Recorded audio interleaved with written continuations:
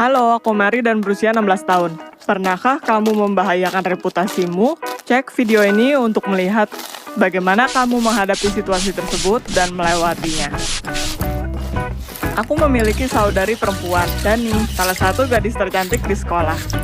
Aku dulu iri padanya, karena dia dapat banyak perhatian dan memiliki sedikit masalah dengan anak laki-laki. Selain cantik, Dani juga memiliki hati yang sangat baik. Dan setelah beberapa tahun, rasa iri menjadi kagum dan cinta. Kita menghabiskan banyak waktu bersama. Dia tidak terlalu tertarik dengan perhatian anak laki-laki. Jadi itu menyenangkan melihat para lelaki berusaha mendapatkan pengakuan. Tapi semua berubah ketika teman sekelasku, Max, yang kusukai mulai menyadari kehadiranku. Dia mengajakku kencan dan berkata dia menyukaiku sejak lama. Kita menghabiskan banyak waktu bersama. Tapi Max selalu lebih suka menghabiskan waktu di rumahku daripada di tempat lain. Aku berpikir Dani tidak menyukainya karena kita jarang bertemu. Tapi dia tidak berkata apa-apa. Ketika hanya ada kita berdua, kita tetap bercerita dan tertawa seperti biasa. Aku menyukainya. Suatu saat, Dani menyebut Max di percakapan dan berkata, dia pikir Max selingkuh. Aku berkata bahwa aku tidak percaya. Diskusi itu ditutup. Aku tidak terlalu jujur. Aku pikir Max tidak benar-benar menyukaiku dan perilakunya dingin dan aneh. Jadi, aku melihat HP-nya ketika dia pergi ke toilet di kafe. Hal pertama yang aku lihat adalah percakapan panas dengan Eliza. Dia mengirimi Max gambar, dan Max membalas bagaimana ia ingin menjadi pacarnya. Mereka bercanda dan berbicara tentang hal pribadi. Dia ingin mencuri pacarku, dan dia bahkan mengenakan dress yang sama. Aku berlari ke rumah tanpa menjelaskan apapun pada Max. Aku rasa dia tahu aku telah mengecek HP-nya. Aku memberitahu Dani saat di rumah. Dia meyakinkanku, Max tidak berhak mendapatkanku, dan aku harus putus dengannya. Tapi aku ragu. Aku menunggu karena aku berharap itu adalah kesalahan. Aku berusaha membelanya, berkata bahwa Max tidak memberitahukan perasaannya pada gadis itu. Aku dan Dani tadinya akan menghabiskan sore hari menonton film favorit kami di bawah selimut. Seperti yang biasanya kita lakukan ketika salah satu bersedih. Aku memilih film dan membuat popcorn. Tapi tiba-tiba Dani membatalkan semuanya. Berkata dia ada urusan penting yang dia lupakan. Urusan penting apa yang lebih penting dari saudaranya yang sedang membutuhkannya? Aku mengikuti Dani dan mencari tahu. Aku bahkan tidak tahu bagaimana menjelaskannya. Apa yang kutemukan saat mengikutinya? Saudariku mengenakan dressku, berdiri di samping pacarku. Aku tidak ingin mempercayainya. Saudariku telah mengkhianatiku. Dia mengkhianatiku dengan cara yang kejam. Awalnya aku ingin tahu apa dan mengapa. Tapi aku menunggu Dani di rumah untuk mendatanginya.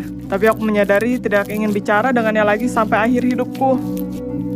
Beberapa hari berikutnya sangat menyiksa. Max tidak menelpon.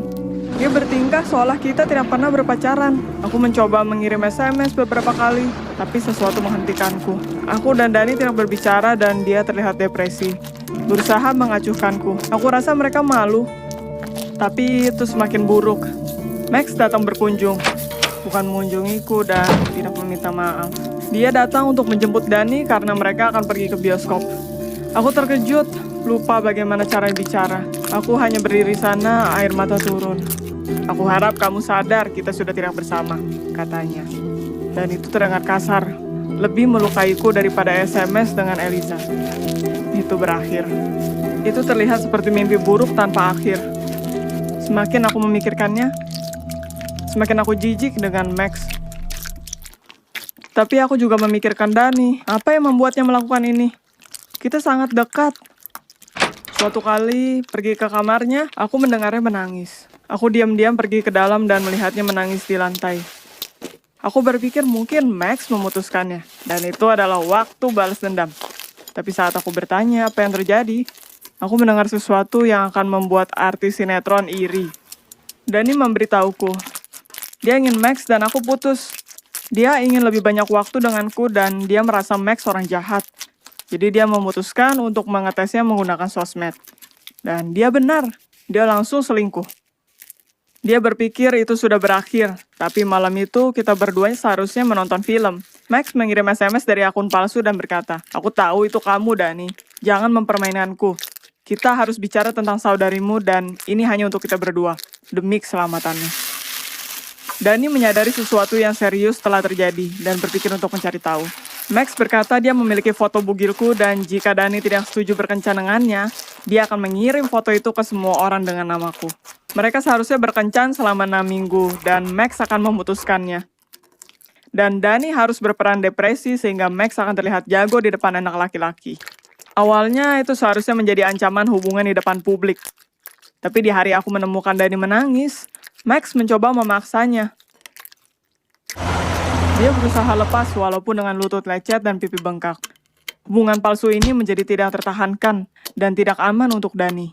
Aku bertanya pada Dani kenapa dia tidak memberitahuku, dan dia berkata, dia tidak ingin membuatku sedih dengan cerita kotor ini, dan lebih baik aku kecewa dengannya daripada mempermalukan diriku sendiri.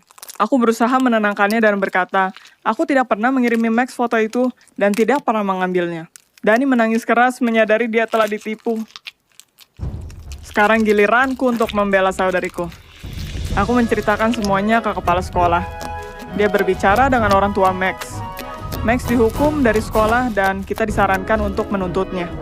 Kita lakukan, dan Max diputuskan bersalah atas pengancaman dan pelecehan seksual. Kita juga mendapat perintah penahanan sampai pengadilan membuat keputusan. Aku dan Dani rasanya aman darinya. Ini pelajaran serius dari orang brengsek yang menganggap ringan cinta kedua saudari. Aku harap kalian tidak akan bertemu orang seperti Max di hidupmu. Tapi orang seperti Dani. Kalau kalian ingin lebih banyak orang melihat video ini, jangan lupa like, tekan subscribe, dan tombol lonceng supaya tidak ketinggalan video berikutnya.